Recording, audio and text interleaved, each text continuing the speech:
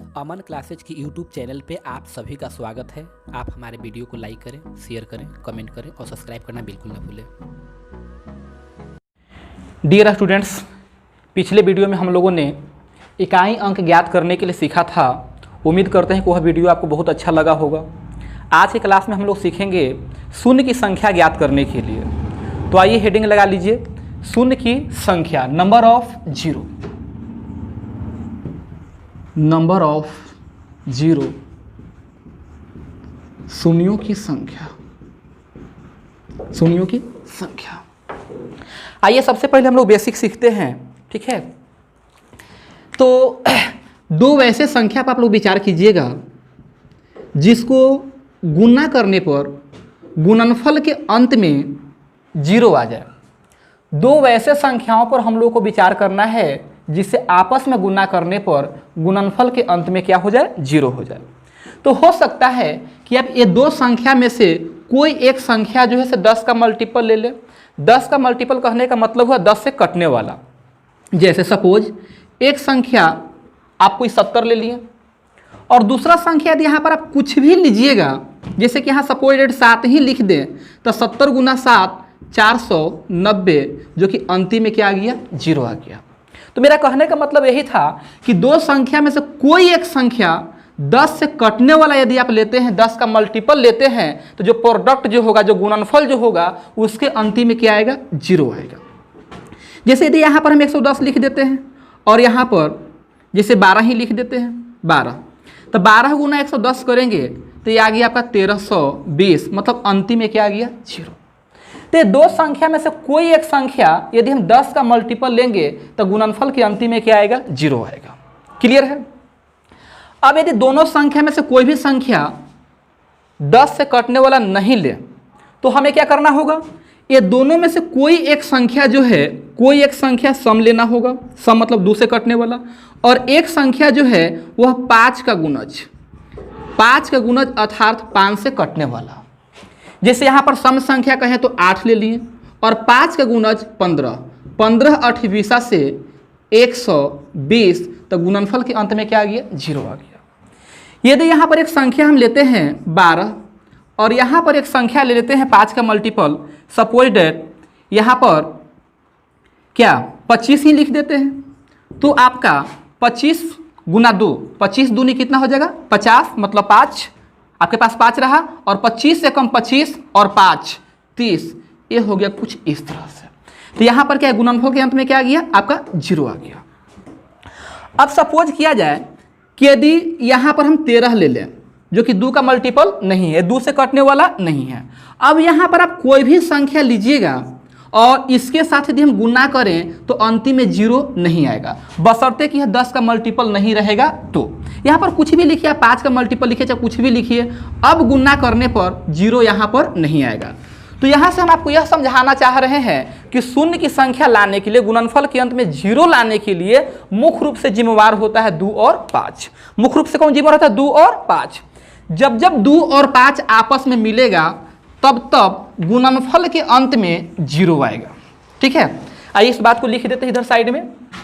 शून्य की संख्या के लिए, शून्य की संख्या के लिए केवल 2 एवं 5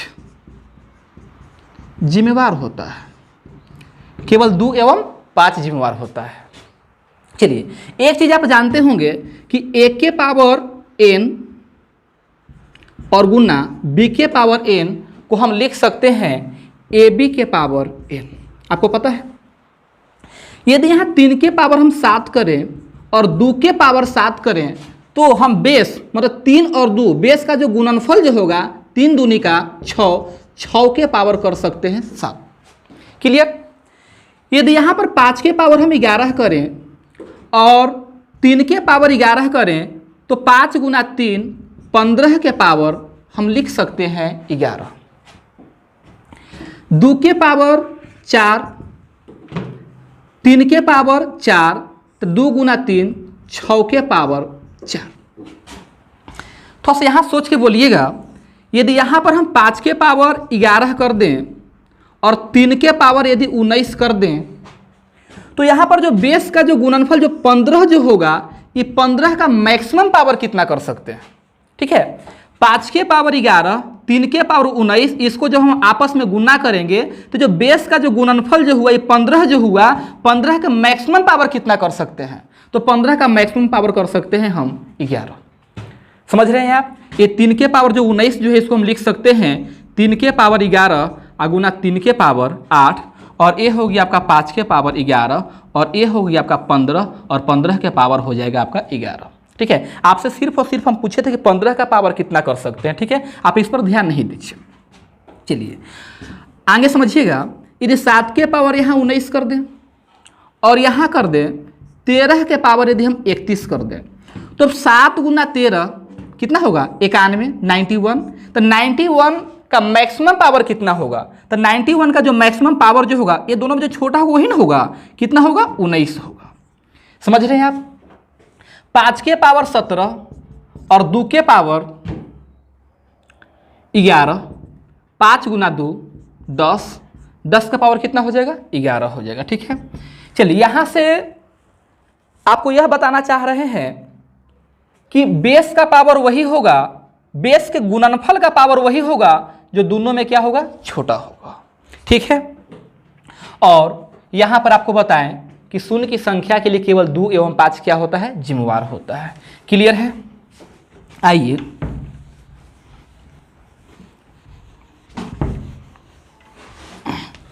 शून्य की संख्या के लिए जिम्मेवार होता है आपका 2 एवं 5, सिर्फ और सिर्फ 2 और 5 जिम्मेवार होता है। यदि ऐसा कहा जाए कि 2 के पावर 17 और 5 के पावर 12 के गुणनफल के अंत में शून्य की संख्या क्या होगा, तो यहाँ पर 2 गुना 5 10, और 10 के पावर होगा, छोटा कौन सा है, 12, तो 10 के पावर होगा 12। आपको मालूम होगा कि 10 के पावर 3 का अर्थ होता है 1000। 1000 कहने का अर्थ यह हुआ कि 1 पर के गो जीरो हुआ, 3 गो जीरो हुआ। यदि हम 10 के पावर 7 कर दें तो 1 पर कितना जीरो होगा, 7 गो जीरो होगा। यदि हम 10 के पावर 31 कर दें तो 1 पर के गो जीरो लिखना पड़ेगा, 31 गो जीरो लिखना पड़ेगा। क्लियर है। तो 10 के पावर 12 का अर्थ हुआ गुणनफल के अंत में जीरो की संख्या कितना होगा, 12 होगा। ये जो गुणनफल जो हुआ, ये दोनों का जो गुणनफल जो होगा, तो गुणनफल के अंत में जीरो की संख्या जो है से कितना हो जाएगा, आपका 12 हो जाएगा। क्लियर है। आगे बढ़िए। यदि यहाँ पर हम लिखते 2 के पावर 212 और 5 के पावर 312, तो यहाँ पर जो गुणनफल जो होगा, उस गुणनफल के अंत में जो जीरो की जो संख्या जो होगा वह हो जाएगा आपका 212। क्लियर है। चलिए यहाँ पर आप लोग बोलिएगा, यदि हम ऐसा लिखें कि 3 के पावर 17 गुना 5 के पावर 11, अब गुणनफल के अंत में जीरो की संख्या कितना होगा, ठीक है। तो ध्यान से देखिएगा, आपको पता है कि जीरो लाने के लिए 2 एवं 5 दोनों का होना जरूरी है। गुणनफल के अंत में जीरो लाने के लिए 2 एवं 5 दोनों का होना जरूरी है। अकेले 2 या अकेले 5 जीरो लाने में सक्षम नहीं है। तो यहां पर आपका 5 तो है 11 गो, लेकिन 2 नहीं है, 2 यहां पर नहीं आया है। तो सिर्फ और सिर्फ 5 अकेले जो है वह जीरो लाने में सक्षम नहीं है। तो यहां पर जो जीरो की जो संख्या जो होगा वह होगा 1 भी नहीं, मतलब गुणनफल के अंत में जीरो नहीं होगा। क्लियर। 7 के पावर 19, 5 के पावर 12, 2 के पावर 31, 3 के पावर 19 के गुणनफल के अंत में जीरो की संख्या क्या होगा। तो सबसे पहली बात कि जीरो के लिए सिर्फ 2 और 5 जिम्मेवार होता है, इसके अलावा और कोई जिम्मेवार नहीं होता है। मतलब ये किसी काम का नहीं है, ये किसी काम का नहीं है, सिर्फ और सिर्फ जिम्मेवार होता है 2 और 5। ठीक है। किसी भी तरह का प्रश्न रहे तो उसमें सिर्फ और सिर्फ आप विचार कीजिए, किस पर, 2 और 5 पर विचार कीजिएगा। तो यहाँ पर 5 जो है से 12 गो है और 2 जो है से 31 गो है। तब बोलिए 10 का पावर कितना हो सकता है, 10 का पावर 12 ना होगा जी, 10 का पावर कितना होगा, 12। तो गुणनफल के अंत में जो जीरो की जो संख्या जो होगा वह कितना होगा, 12 होगा। ठीक है। तो इस तरह का जब प्रश्न रहेंगे तो आप इसको सोल्व कर लीजिएगा। ठीक है। अब आपको समझाते हैं कि यदि संख्या जो है, नेचुरल नंबर जो है वह लगातार रहे, कंटिन्यू रहे तो क्या होगा। क्योंकि ज़्यादातर जो प्रश्न जो होते हैं उसी पर आधारित होते हैं।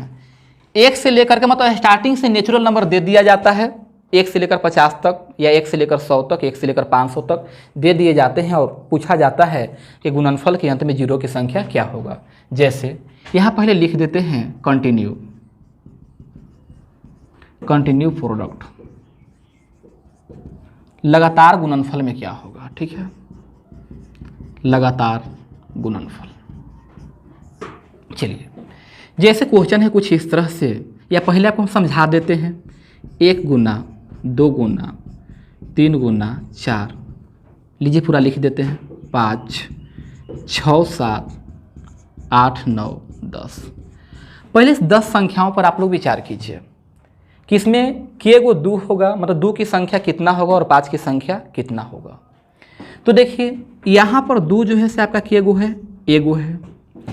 4 में 2 की संख्या कितना होगा, 4 का अर्थ 2 गुना 2 हुआ, 4 का अर्थ क्या हुआ 2 गुना 2, तो 2 के गो हो जाएगा 2 गो हो जाएगा, ठीक है।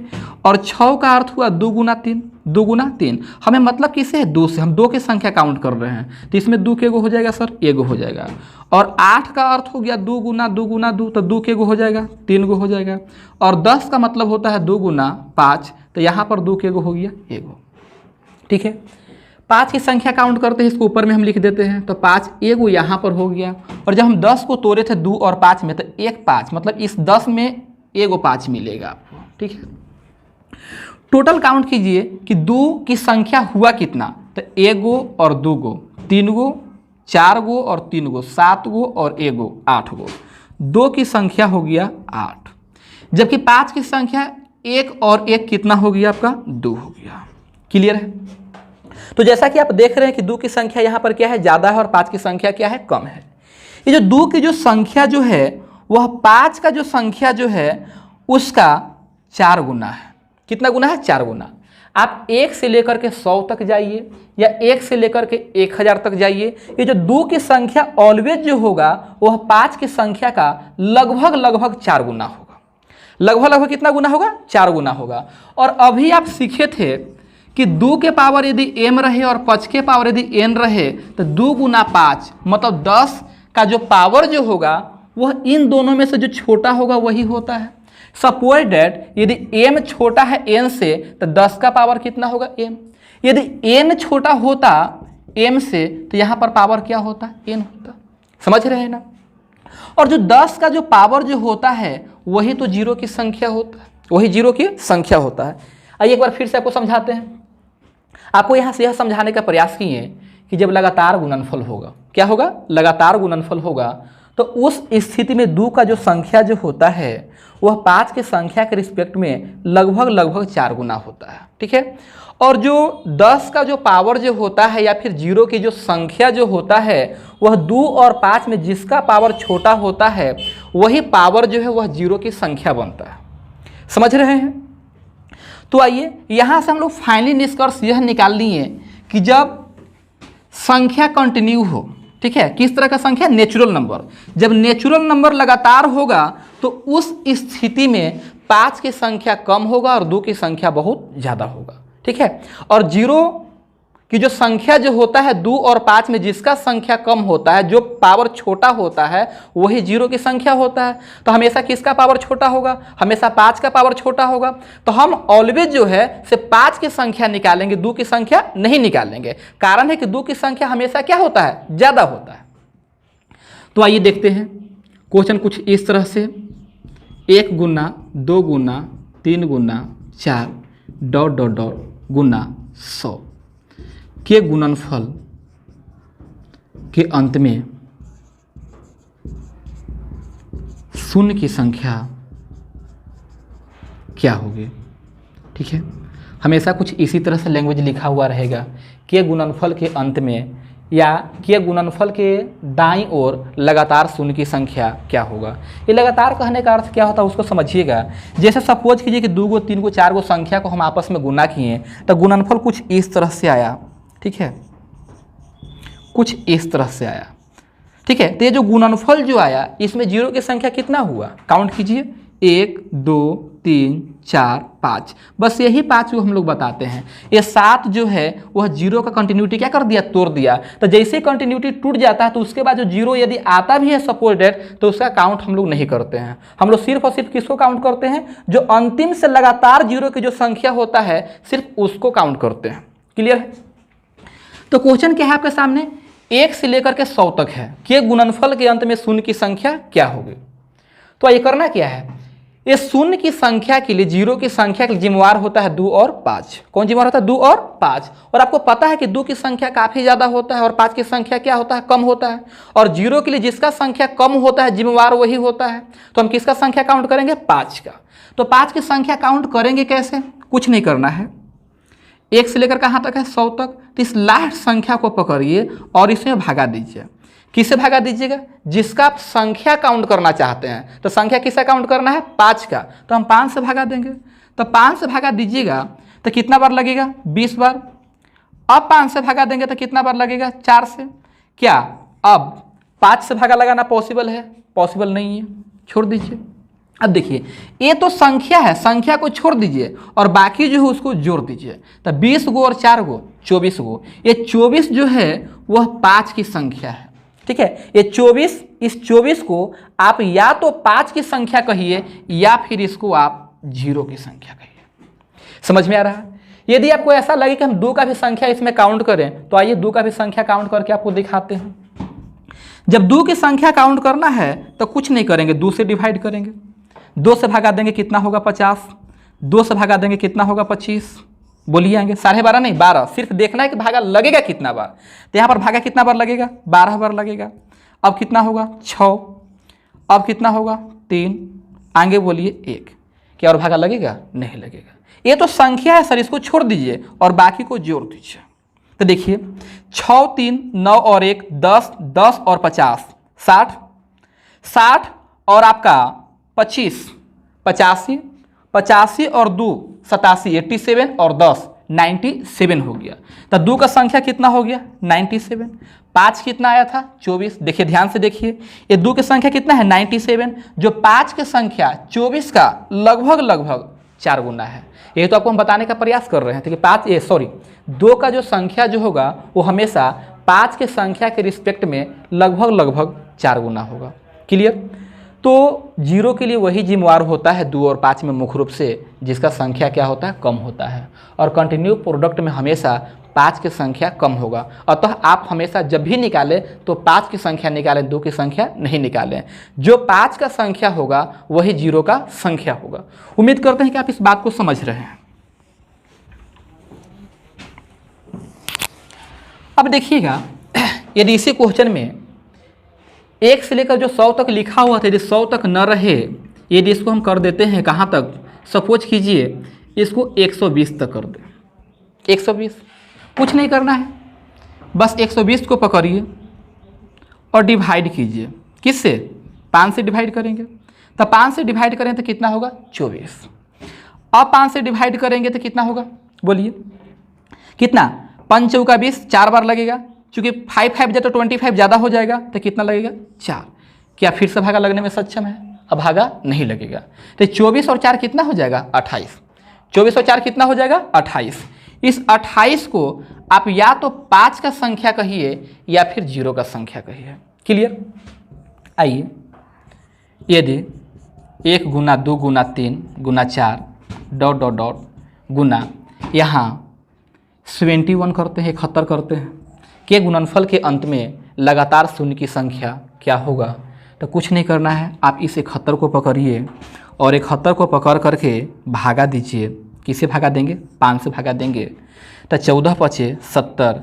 अब 5 से भागा देंगे तो 5 दूनी का 10। ठीक है, अब तो 5 से भागा लगेगा नहीं, ये संख्या है सर, इसको छोड़ दीजिए और बाकी को जोड़ दीजिए। तो 14 2 कितना हो गया, 16। ये जो 16 जो है, इस 16 को आप 5 का संख्या कहिए या फिर 0 का संख्या कहिए, वो आप पे डिपेंड करता है। क्लियर है? यदि इस तरह से 1 से लेकर के जहाँ तक भी दिया हुआ रहे आप लोग कर लेंगे।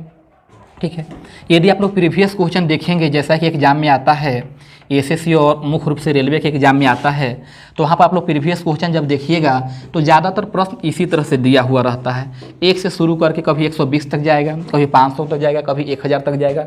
ज़्यादातर प्रश्न सब इसी रूप में होते हैं। क्लियर? तो जब लगातार कंटिन्यू नेचुरल नंबर होगा, लगातार प्राकृतिक संख्या के रूप में जब क्वेश्चन दिया हुआ रहेगा तो उसको आप लोग बना लीजिएगा। क्लियर है? आइए इसी में थोड़ा सा चेंजिंग और करते हैं, कुछ इस तरह से, जैसे कि क्वेश्चन है 31 गुना 32 गुना 33 ... और यहाँ पर हम लिख देते हैं 200 के गुणनफल के अंत में लगातार शून्य की संख्या क्या होगा। तो देखिए यहाँ पर भी जो संख्या जो दिया हुआ है आपके सामने वह कंटिन्यू लगातार ही है, लेकिन 1 से नहीं है। ठीक है, ये संख्या जो है 1 से नहीं है। यदि 1 से यदि दिया हुआ होता तो हम 200 में 5 से डिवाइड करते और 5 की संख्या निकाल लेते, वही 0 का संख्या हो जाता। लेकिन यहाँ पर जो संख्या जो है कहाँ से दिया हुआ है, 31 से दिया हुआ है। तो जब कभी प्रश्न इस रूप में दिया हुआ रहे तो आप सपोज कर लीजिएगा कि यह दिया हुआ है 1 से लेकर दिया हुआ है। कहाँ से? 1 से लेकर दिया हुआ है।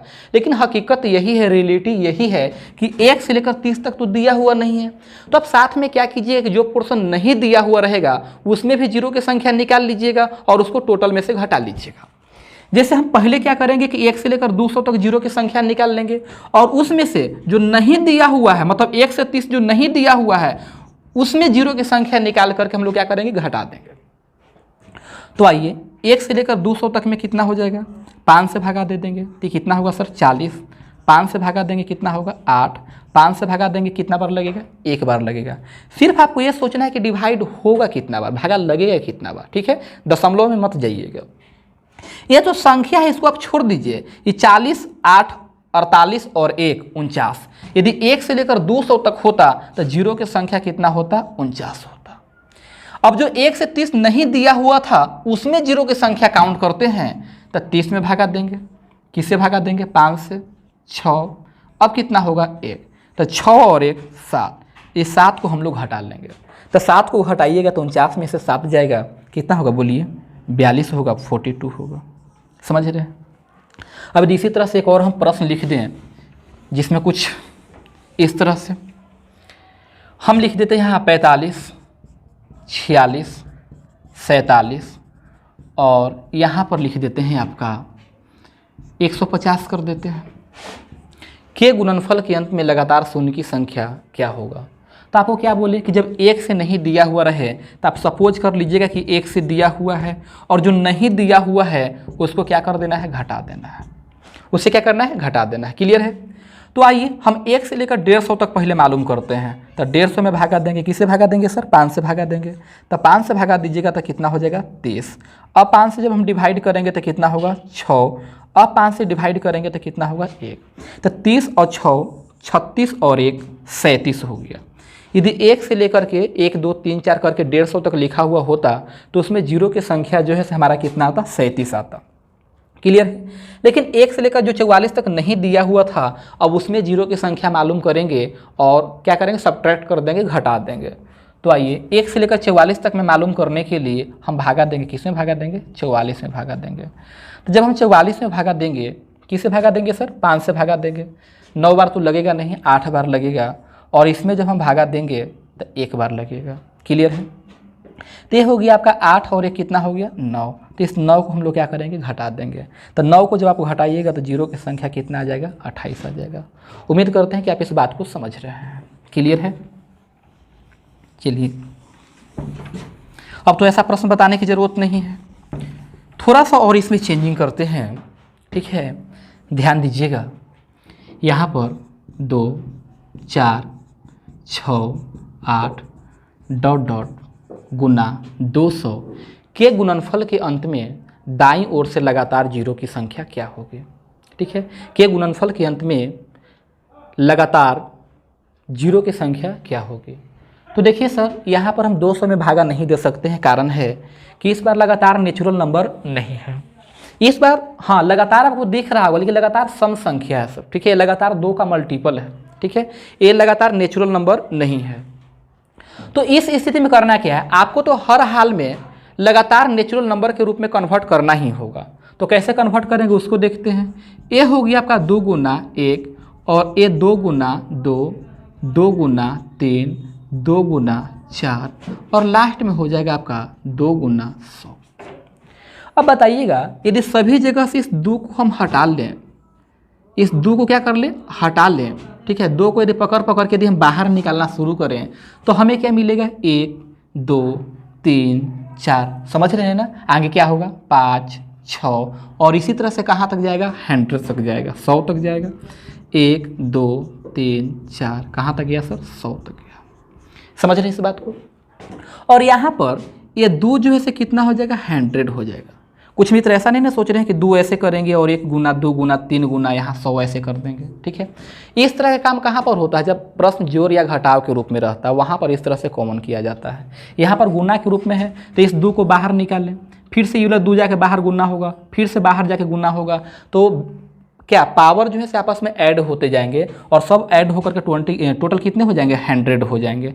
क्लियर है। तो आप सोच करके आप बताइएगा, यहाँ पर 2 की संख्या हम 19 कर दिए और 5 की संख्या यदि हम 7 कर दिए तो 0 की संख्या कितना होगा, 7 होगा, क्योंकि जो पावर छोटा होता है वही तो 0 की संख्या बनता है। अब यदि इसी प्रश्न में हम ऐसा कहें कि लो जी 2 जो है से 11 को हम और दे दिए, अब 0 कितना होगा, अब 0 कितना होगा, तो आपका जवाब होगा कि 2 तो पहले ही से ज़्यादा है, इसको और बढ़ाने से कोई फायदा नहीं है। हाँ, यदि हम इस टर्म को बढ़ाते, 5 की संख्या को बढ़ाते तो कोई प्रभाव पड़ सकता था, 0 की संख्या पर फर्क पड़ता, लेकिन ये जो टर्म जो ज़्यादा जो है, मतलब जिसका संख्या ज़्यादा है उसी को बढ़ाने से 0 की संख्या पर प्रभाव नहीं पड़ेगा। बात को समझ रहे हैं आप। कहना यह चाहते हैं कि 1 से लेकर जब हम 100 तक जाएंगे तो इसमें तो 2 की संख्या ऐसे ही काफ़ी ज़्यादा होगा और यहाँ 100 वो और बढ़ गया, इसका मतलब ये किसी काम का नहीं है, ये काम का नहीं है। आइए अब इसमें मालूम करते हैं कि 5 की संख्या कितना होगा। तो 5 की संख्या कैसे मालूम करते हैं सर, कुछ नहीं, इस अंतिम वाला को पकड़िए और अंतिम वाला को पकड़ करके इसमें भागा दीजिए। किससे भागा दीजिएगा, 5 से, कितना हो गया 20, फिर से भगा दीजिए, कितना हो गया 4। ये तो संख्या है सर, इसको हटाइए। ये 20 और 4 24, इस 24 को आप 5 की संख्या कहिए या फिर इसको 0 की संख्या कहिए, निर्भर करता है आप पर। उम्मीद करते हैं कि आपको ये बात समझ में आ रहा है, ठीक है।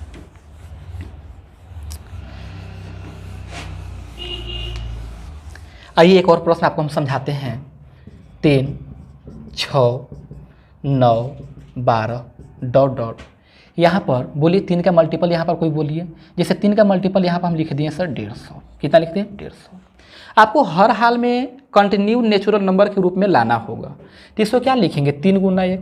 लीजिए एक और समझा देते हैं, ये हो गया 3 गुना 2 और ये हो गया आपका 3 गुना 3 और ये हो जाएगा आपका 3 गुना 50। इसका मतलब 1 गो 2 गो 3 गो 4 गो और ये हो गया 50, वो नंबर ऑफ टर्म को बताता है। जब हम एक 3 को बाहर निकालना स्टार्ट करेंगे तब 3 के टोटल के गो निकलेगा 50 गो और यहाँ पर हमें क्या मिलेगा 1 2 3 4, इस तरह से यहाँ पर आ जाएगा 50। कितना आएगा 50। देखिए आपको पता है कि 0 की संख्या के लिए सिर्फ 2 5 जिम्मेवार होता है, ठीक है। 2 और 5 के अलावा और भी कोई संख्या जो है 0 लाने में कोई भूमिका अदा नहीं करता है, मतलब ये 3 किसी काम का नहीं है। आइए इस 50 को पकड़ें, 50 को पकड़ करके भागा दीजिए। किससे भागा दीजिएगा, 5 से भागा देंगे, तो 5 से भागा देने पर कितना होगा सर 10 होगा। फिर से जब आप भागा दीजिएगा तो कितना बार लगेगा, 2 बार। अब तो भागा लगेगा नहीं, बस इसको जोड़ दीजिए आप, चूँकि ये तो संख्या है। तो 10 गो और 2 गो 12 गो, ये जो 12 जो है इसको आप 5 की संख्या कहें या 0 की संख्या कहें, समझ रहे हैं ना। चलिए अब इसी तरह से एक और समझाते हैं आपको। जैसे यहाँ 7 14 21, शायद आप समझ गए होंगे। बोलिए यहाँ पर कोई वैसा संख्या बोलिए जो 7 का मल्टीपल हो। लीजिए हम यहाँ पर लिख देते हैं 840, हो जाएगा ना मल्टीपल, 62 84, ठीक है। फिर तो यहाँ लैंग्वेज लिखा हुआ रहबे करे कि गुणनफल के अंत में 0 की संख्या क्या होगी, ठीक है। लैंग्वेज तो आप समझ ही रहे हैं। क्या करना है, अब इसको लिखेंगे 7 गुना 1 7 गुना 2 7 गुना 3 और इसको हम लोग लिखेंगे 7 गुना 120। ये नंबर ऑफ टर्म को बताया सर, ठीक है। तो एक को 7 को जब हम बाहर निकालना स्टार्ट करेंगे तो 7 टोटल के को निकल जाएगा, 120 को निकल जाएगा और यहाँ पर 1 आएगा, आगे 2 होगा 3 होगा और इस तरह से यहाँ पर 120 होगा। आपको पता है ना कि 0 के लिए सिर्फ 2 5 जिम्मेवार होता है, ये 7 किसी काम का नहीं है, इसे हटाइए। ठीक है, अब 120 को पकड़िए और 120 को पकड़ करके भाग दीजिए। किससे भागा दीजिएगा? 5 से। 5 से क्यों भागा देंगे?